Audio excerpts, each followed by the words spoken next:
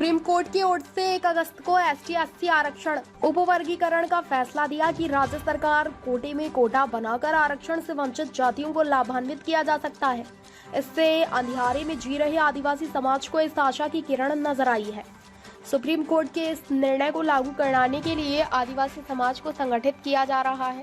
राजस्थान समग्र भील वर्ग आरक्षण मंच से इस दिशा में प्रयास शुरू कर दिए हैं। मंच के वरिष्ठ सदस्य अरविंद भील बुधवार को हाड़ौती क्षेत्र के पदाधिकारियों के साथ मेवाड़ वागड़ के दौरे पर पहुंचे। इस दौरान पत्रकार वार्ता को संबोधित करते हुए अरविंद भील ने बताया कि आजादी के इतने वर्षों बाद भी भील समाज अपने अधिकारों से वंचित है। अरविंद भील ने बांसवाड़ा डूंगरपुर के सांसद राजकुमार रोत पर आरोप लगाते हुए कहा कि वे आदिवासी हितों के खिलाफ काम कर रहे हैं। उन्होंने कहा कि भील समाज के लिए कई संगठन और समाज जन काम कर रहे हैं।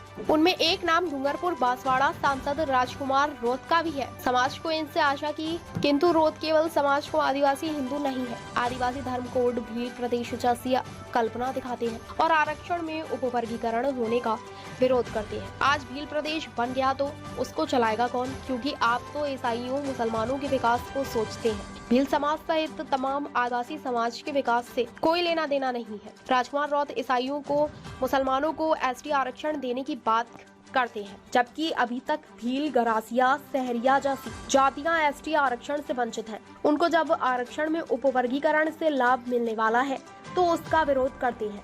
संस्थाएं समाज का विकास करने के लिए लगी हुई है, लेकिन आदिवासी समाज आज भी अंधियारे में है। आज हमारे भी पूरे राजस्थान में कई संगठन समाज के लिए काम कर रहे हैं। उनमें एक विशेष नाम आता है सांसद राजकुमार रोत का, जो डूंगरपुर बांसवाड़ा से सांसद है। सांसद राजकुमार रोत काल्पनिक बातें करते हैं कि हम भील प्रदेश बनाएंगे, हिंदू आदिवासी नहीं है, आदिवासी धर्म कोड हमारा अलग होना चाहिए। लेकिन वास्तव में ST की क्या एक जाति जिसकी जनसंख्या 28% है, लेकिन आरक्षण का 90% लाभ ले रही है। उसके अलावा बाकी 11 जातियों को आरक्षण का लाभ मिल पाया है क्या? इस विषय में राजकुमार रोत जब सुप्रीम कोर्ट का फैसला आता है तो सबसे पहले विरोध दर्ज कराते हैं।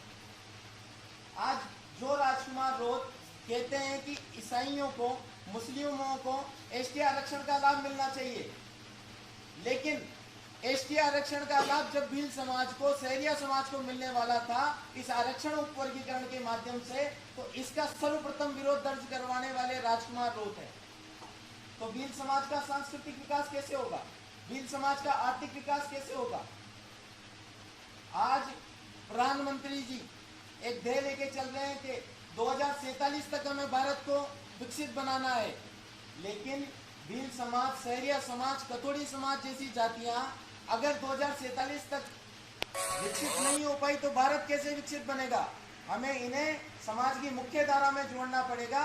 इसके लिए राजस्थान समग्र भील वर्ग आरक्षण मंच अभी 1 अगस्त को जो सुप्रीम कोर्ट ने आरक्षण उपवर्गीकरण का फैसला दिया है उसको लेकर उसे राजस्थान में लागू करें, इस नाते भील समाज के सभी लोग हमने ये प्रेस वार्ता की है और यहाँ के स्थानीय जनप्रतिनिधियों से मिल रहे हैं कि राजस्थान में प्रदेश स्तर पे एक बड़ा आंदोलन किया जा सके, ताकि मुख्यमंत्री जी और राज्यपाल महोदय से निवेदन हो और वो आरक्षण उपवर्गीकरण को जल्दी लागू करें। भील प्रदेश की मांग राजस्थान में उठाई जा रही है, दूसरी तरफ एक तरफ कहा जा रहा है आदिवासी हिंदू नहीं है, इस पर आप इस पे हमारा ये कहना है भाई साहब, ये सारी काल्पनिक चीजें हैं। भील प्रदेश बनेगा, लेकिन भील प्रदेश को संभालेगा कौन? अगर आज भी भील समाज में वो स्थिति, आर्थिक स्थिति उतनी संपन्न नहीं है, लोग उतने शिक्षित नहीं है, और शिक्षित है तो उन्हें नौकरियां नहीं मिल पा रही है, तो भील प्रदेश को संभालेगा कौन? इसलिए आरक्षण उपवर्गीकरण होगा। तो फिर ये बात की बातें और काल्पनिक आगे भविष्य की बातें हैं, क्या होता है भाई साहब? देखिए, आदिवासी तो सांस्कृतिक दृष्टि से हिंदू ही है, और ये भी मैं इसलिए कह रहा हूँ कि अभी लोकसभा में जब प्रश्न पूछा गया तो कानून मंत्री जी ने भी उस प्रश्न का लिखित जवाब दिया कि आदिवासी हिंदू है। अभी जो सुप्रीम कोर्ट का फैसला आया था, जिसका विरोध हुआ था, भारत बंद हुआ था, उसमें भील समाज से, आदिवासी समाज से कई संगठन जुड़े हुए। नहीं, मुझे नहीं लगता भाई साहब भील समाज के कोई संगठन भारत बंद में शामिल होंगे, क्योंकि आपने देखा है कि लगभग डूंगरपुर बांसवाड़ा हुआ, हमारा हाड़ौती संभाग हुआ, बहुत कम जगह भारत बंद का असर था। विरोध में ज्ञापन दिए तो ताज़ा खबरों से जुड़े रहने के लिए हमारे चैनल को सब्सक्राइब करें और बेल आइकन को दबाना ना भूलें ताकि हर खबर की नोटिफिकेशन आपको मिलती रहे।